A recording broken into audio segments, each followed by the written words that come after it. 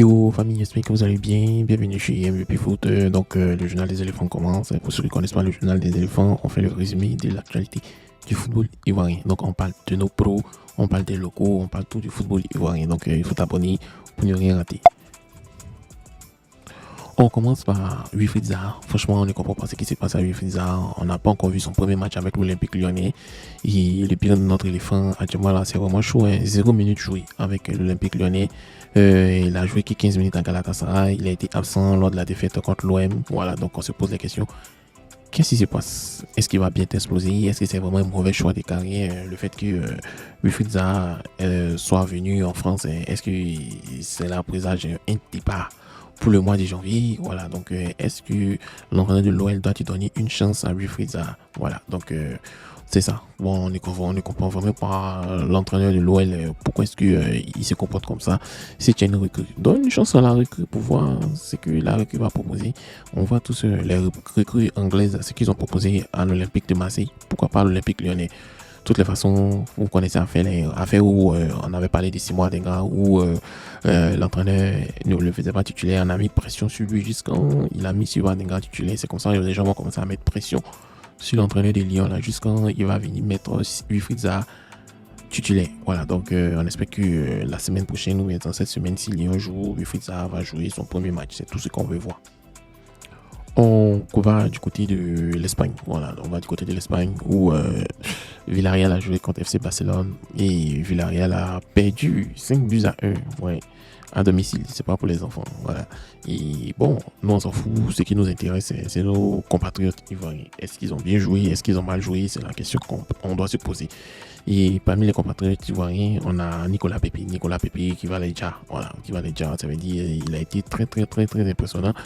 Aujourd'hui, il a touché 57 ballons, il a reçu 85% de ses passes, il a remporté 6 duels, il a tiré 3 fois, il a eu une partie décisive et puis parce qu'il a eu un hors-jeu.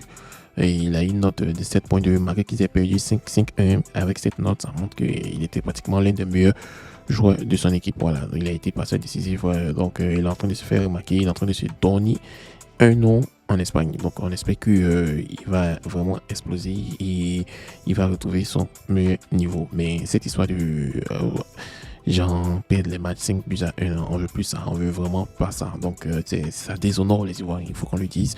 Ça déshonore les Ivoiriens. Si un Ivoirien joue dans un club, il doit gagner, il ne doit pas perdre lamentablement. On quitte l'Europe, on vient en Afrique avec la Coupe CAF. Voilà, la Coupe CAF, et c'est un peu du style un peu Europa League africaine façon. Là. Et il y en a notre meilleur joueur de la saison 2023-2024 du championnat ivoirien qui est parti à Simba SC en Tanzanie.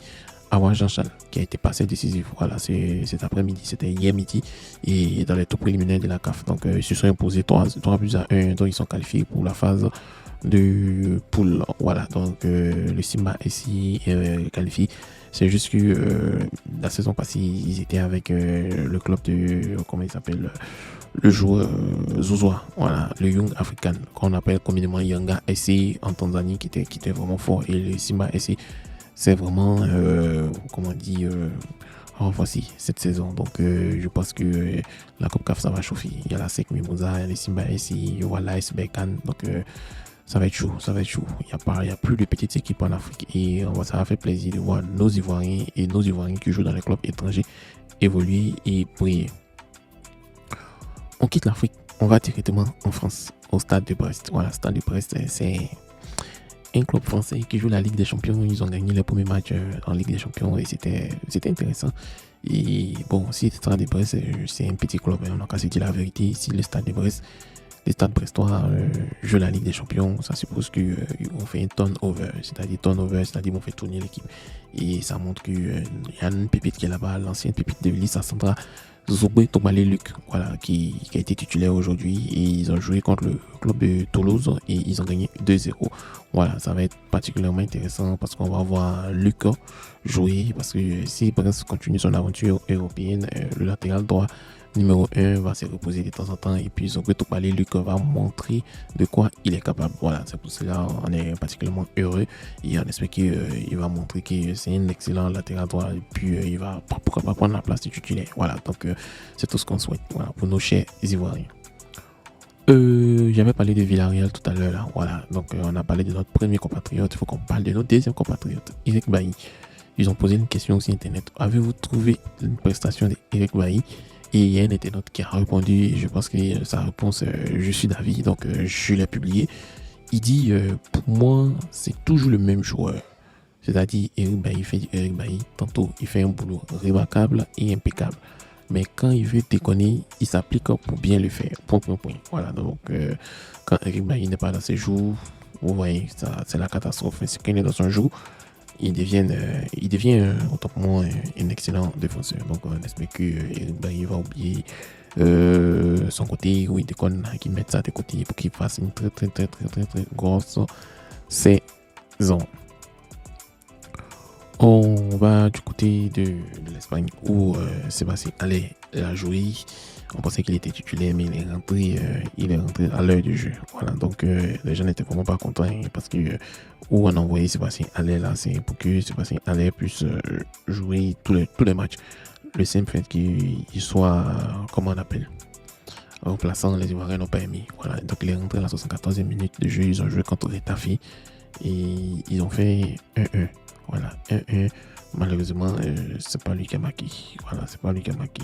Et c'est son coéquipier Sainz qui a marqué. Voilà, donc on espère qu'il va revenir en tant que titulaire et marquer son premier but. C'est tout ce qu'on attend de Sébastien Haller. Voilà, donc il a eu une note de 6.5 et bon. On espère. Voilà, il y a un très bon milieu offensif qui joue dans son équipe. Il s'appelle Mouni El Haddadi, qui était, je pense, à l'AC Milan. Donc, j'espère qu'il a créé des connexions avec eux pour qu'il puisse revenir à son meilleur niveau. On continue, on va du côté de la Turquie avec Max Alain Gradel. Voilà, Max Alain Gradel. Il a été buteur ce week-end, voilà, avec son club de Ahmed Sport, le club de Ahmed. les gens ne se fatiguent pas, quoi. Voilà, ils ont donné le corps Ahmed Sport. Ahmed Sport, ils ont joué et Max Gradel a été, comment on appelle, buteur. Voilà, il a été buteur. Et puis, c'était un déplacement dans la pelouse de Boluspor. Il a été buteur. Donc, il a réalisé un très grand match. Il est très en forme. Et bon, on a regardé les commentaires. Les gens ont taclé les autres joueurs. Ils disent que Max Gradel, s'il est en forme à cet âge, c'est qu'il jouait son vrai âge. Voilà. Qu'il n'a pas fait de renécailles. Point. Qu'est-ce que vous en pensez? Voilà. C'est ça.